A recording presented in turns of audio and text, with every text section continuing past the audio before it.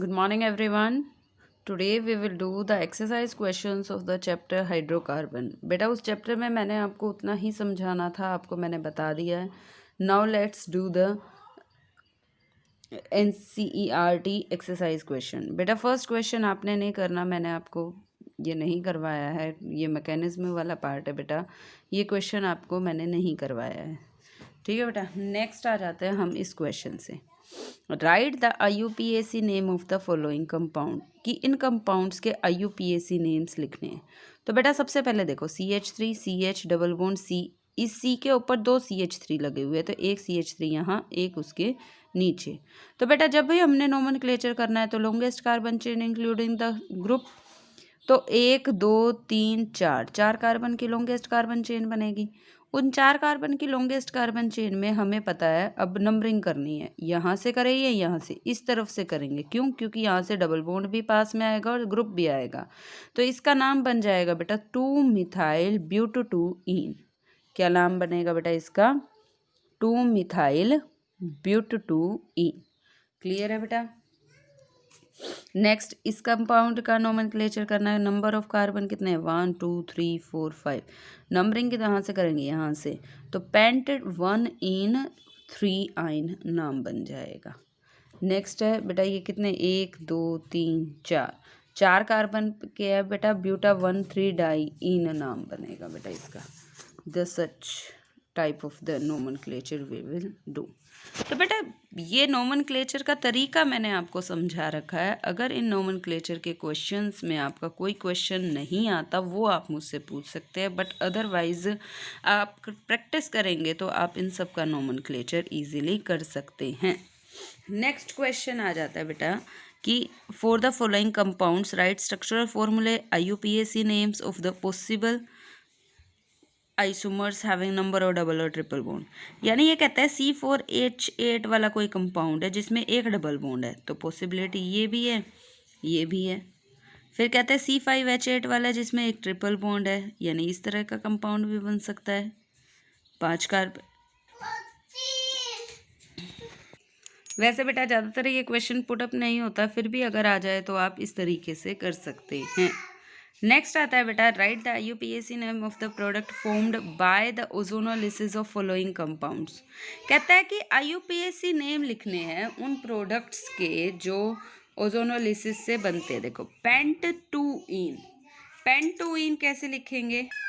सो बेटा आपको क्या गिवन है? पेंट-2-ईन. पेंट-2-ईन लिखो 5 कार्बन, सेकेंड पोजीशन पे डबल बॉन्ड है. यही है बेटा. इसको हम लिखेंगे लाइक दिस. इसका ओजोनोलिसिस करो. ओजोनोलिसिस कैसे होता है बेटा? डबल बॉन्ड की ब्रेकडाउन, एक ऑक्सीजन इसको, एक ऑक्सीजन इसको. Then the product will be formed CH3 CH2 CH double bond O या और CH3 CH double bond O. The name of this compound ethanol and the name of this compound propanol. तो ये product बनते हैं बेटा ozonolysis से. ठीक है. नेक्स्ट बेटा ये कह रहा है पेंट-2-ईन के बाद 3,4-डाई-मिथाइल हेप्ट-3-ईन या 2-इथाइल ब्यूट-1-ईन या 1-फिनाइल ब्यूट-1-ईन. बेटा सभी कार्बन की कंडीशंस में ये ईन दे रहा है. और ओजोनोलिसिस आप सभी को पता है O3 की रिएक्शन होती है और उससे डबल बॉन्ड टूटकर डबल बॉन्ड O एक तरफ, डबल बॉन्ड O दूसरी तरफ आ जाता है, जैसे मैंने पेंट-2-ईन में बताया. जरूरी नहीं आप ये लिखो, सीधा डायरेक्ट प्रोडक्ट भी आप लिख सकते हैं. चलो एक और मैं प्रैक्टिस के लिए मैं एक और क्वेश्चन करवा देती हूँ. मान लीजिए आपका है 1-फिनाइल ब्यूट-1-ईन. 1-फिनाइल ब्यूट-1-ईन. ब्यूट-1-ईन का मतलब 4 कार्बन, 1 2 3 4. फर्स्ट पे डबल बॉन्ड है और फर्स्ट पे ही क्या है? फिनाइल ग्रुप, यानी C6H5 लिख लो. या एक ये CH2 CH आएगा, ये CH2 और ये CH3. क्लियर है बेटा. ओजोनोलिसिस करवाई ऑक्सीजन O3 की प्रेजेंस में और Zn की प्रेजेंस में. ZnO बाहर निकल गया तो एक को यहाँ लगाना है, एक को यहाँ लगाना है. यानी CH3 CH2 CH double bond O, और यहाँ पे CH double bond O product बन गया, और C6H5 यानी ये बन गया बेंजल्डिहाइड, और ये बन गया बेटा आपका propanal. So the product will be formed like this. देख सकते हैं बेटा आप बुक में भी कि 1 फिनाइल-ब्यूटान से अल्टीमेटली प्रोडक्ट क्या बनेगा, प्रोपेनल और बेंजल्डिहाइड। तो बेटा ये आपके ऊपर डिपेंड करता है कि आप उस क्वेश्चन को किस तरीके से करते हैं। नेक्स्ट क्वेश्चन आ जाता है बेटा N alkene A on ozonolysis gives a mixture of ethanol और पेंट-3 ऑन। पहले आप इथेनॉल लिख लो और पेंट-3 ऑन, इथेनॉल यही तो बनेगा बेटा इथेनॉल। पेंट-3 ऑन मैं 5 कार्बन को ऐसे लिख रही हूँ, क्यों? क्योंकि मुझे इसका 3 वाले ऑन को मुझे यहाँ लिखना है, कीटोन CH2 CH3। इसको अब इन दोनों ऑक्सीजन को हटा के मैं डबल बॉन्ड लगा दूंगी तो वही तो हमारी एल्कीन थी, यानी 3 इथाइल पेंट-2 ही तो थी बेटा प्रोडक्ट। तो हमारा एल्कीन क्या था स्टार्टिंग वाला, 3 इथाइल पेंट-2। क्लियर है? तभी तो ये प्रोडक्ट बना है। फिर कहता है N alkene contain 3 single bond, carbon carbon single bond, 8 carbon hydrogen sigma bond and 1 carbon carbon double bond. ये पॉसिबिलिटी है, 1 2 3 4, 3 कार्बन कार्बन सिंगल बॉन्ड हो गए, एक डबल बॉन्ड भी हो गया। A ozonolysis gives an aldehyde with molar mass 44U। 44U इसका मास है कि जैसे कार्बन 12 12 24, ऑक्सीजन का 16, हाइड्रोजन का 4, 44 हो गया।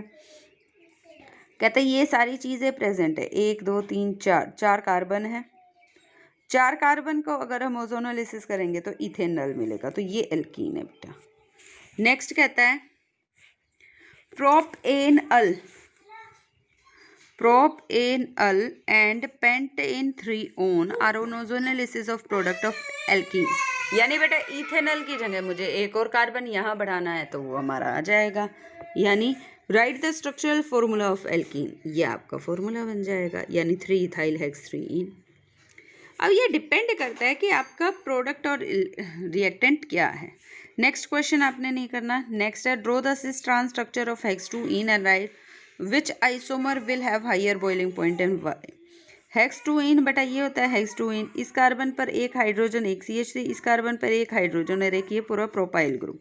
तो ये ज्योमेट्रिकल आइसोमेरिज्म शो करेगा। हाइड्रोजन को एक तरफ लिख दोगे तो सिस और अलग लिख दोगे तो ट्रांस। किसका बॉइलिंग पॉइंट ज़्यादा होगा बेटा? सिस वाले का बॉइलिंग पॉइंट ज़्यादा होगा क्योंकि इसका डाइपोल मोमेंट ज़्यादा है, इसका डाइपोल मोमेंट कम है।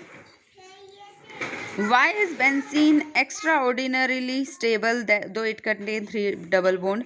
बेटा तीनों जो डबल बॉन्ड है वो रेजोनेंस में आने की वजह से ही एक्स्ट्रा स्टेबल है। सो बेटा रेजोनेंस की ही स्टेबिलिटी की वजह से ये तीनों बॉन्ड बनाने में यूज़ नहीं आते, तो दैट इज़ द रीज़न कि it contains 3 double bond but extraordinarily stable. What are the necessary condition for any compound to be aromatic? बेटा ये मैंने सबसे पहले लिखवाया था, हक्कल रूल को फॉलो करना चाहिए। सारे के सारे पाई इलेक्ट्रॉन्स जो होने चाहिए वो रेजोनेंस में आना चाहिए, कॉन्जुगेशन, और sp2 हाइब्रिडाइजेशन होनी चाहिए और स्ट्रक्चर प्लेनर होना चाहिए हर एक कार्बन का। कहता है explain why with the following system are not aromatic. ये एरोमेटिक क्यों नहीं है? देखो इसमें एक sp3 हाइब्रिडाइज्ड कार्बन है, ये वाला कार्बन sp3 हाइब्रिडाइज्ड है, ये वाला कार्बन sp3 हाइब्रिडाइज्ड है, और ये हक्कल रूल को फॉलो नहीं करते दोनों। ठीक है बेटा, तो sp2 हाइब्रिडाइजेशन ऑफ हर एक कार्बन का होना जरूरी है। नेक्स्ट आ जाता है how will you convert benzene into. ये बेटा कन्वर्जन वाले क्वेश्चन है, ये मैंने आपको नहीं करवाए, ये आपने नहीं करने। नेक्स्ट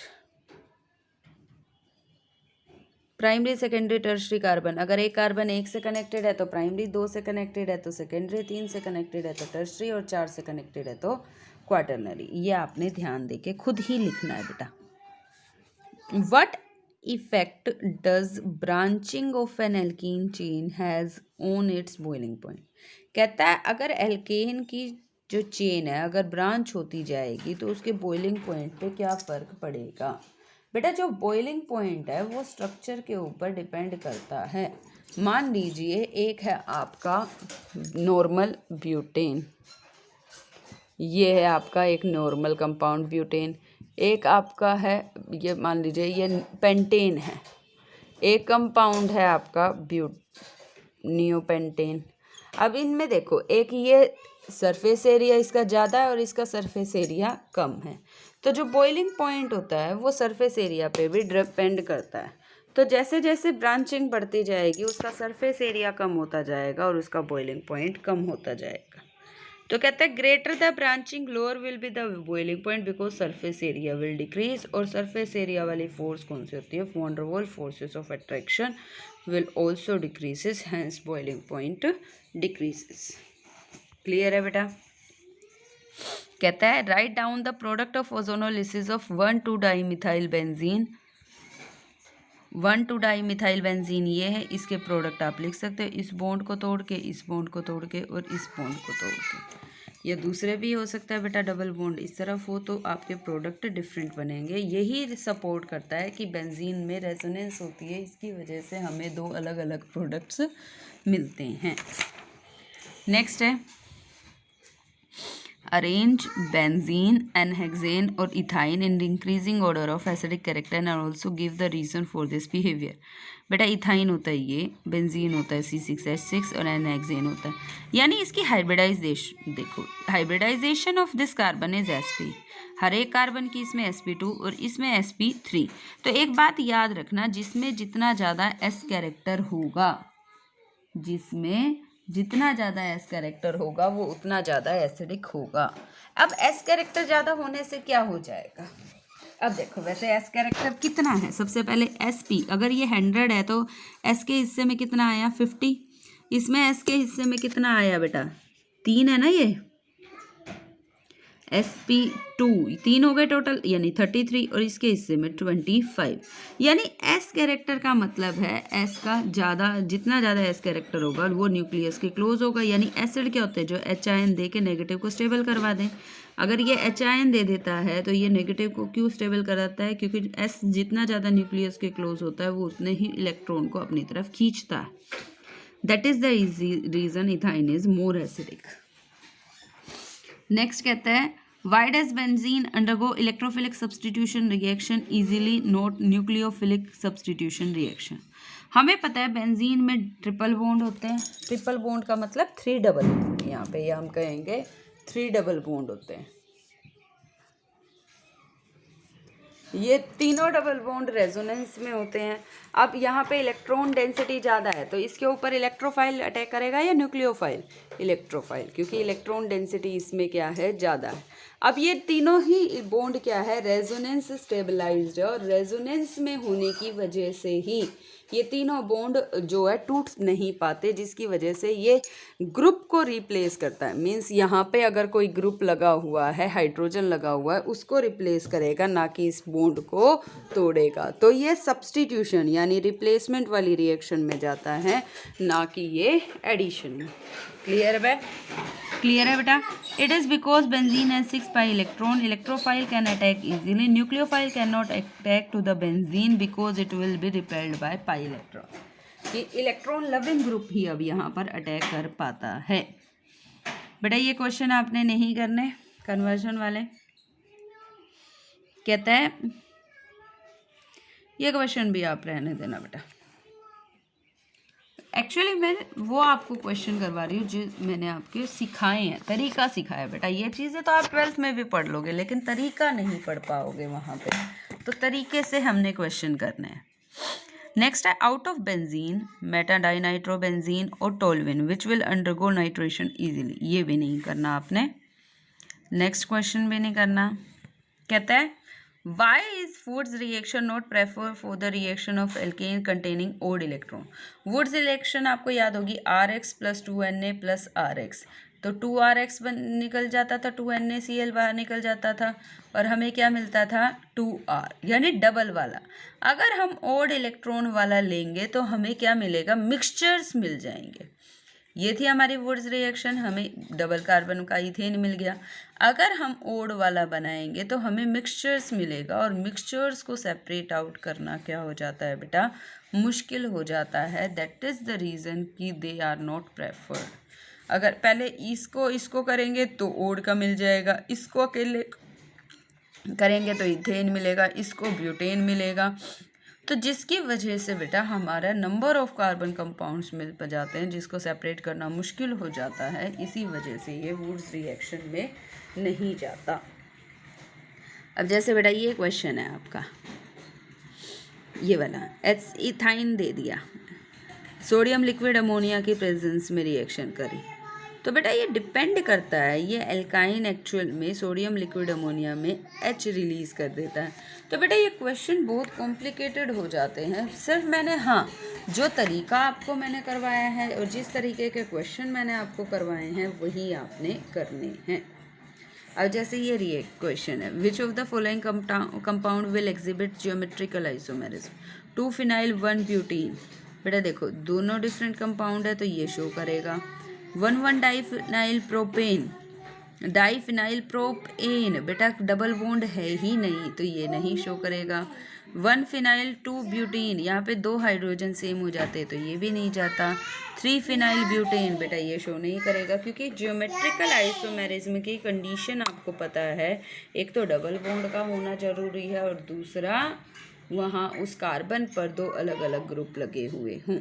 तो बेटा these are the questions related with this chapter of hydrocarbon. Next हम बेटा स्टेट्स ऑफ मैटर वाला चैप्टर करेंगे और आपके यूटी में बेटा मैंने 4 चैप्टर डाले हैं, एक पी ब्लॉक, ऑर्गेनिक के दोनों चैप्टर, जनरल प्रिंसिपल और हाइड्रोकार्बन वाले, और दूसरा बेटा स्टेट्स ऑफ मैटर। ठीक है बेटा, नेक्स्ट हम कर लेते हैं बेटा कुछ questions related with this topic.